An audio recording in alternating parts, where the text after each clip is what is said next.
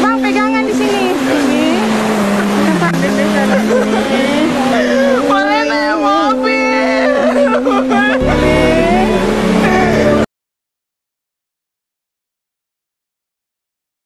محمد صلى الله عليه وسلم وما هللناه هدية بالغة ورحمة منك نازلة نقدمها ونهديها إلى حضرة النبي الأكرم صلى الله عليه وسلم ثم إلى أرواح آبائه وإخوانه من النبيين والمرسلين وإلى ملاها وإلى ملائكة الله المقربين والكرميين وإلى أرواح ساداتنا أبي بكر وعمر وعثمان وعلي وإلى بقية الصحابة العشرة المبشرة بالجنة وإلى سائر الصحابة والقربة والتابعين والتابع التابعين لهم بإحسان إلى يوم الدين واجعل اللهم ثواب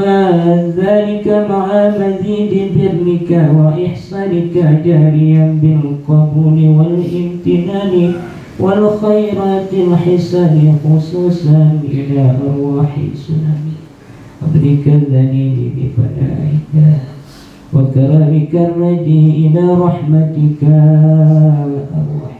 Barangkali kita ingin memandikan jenazahnya, kita ingin melihat kubur, tapi kita tidak tahu.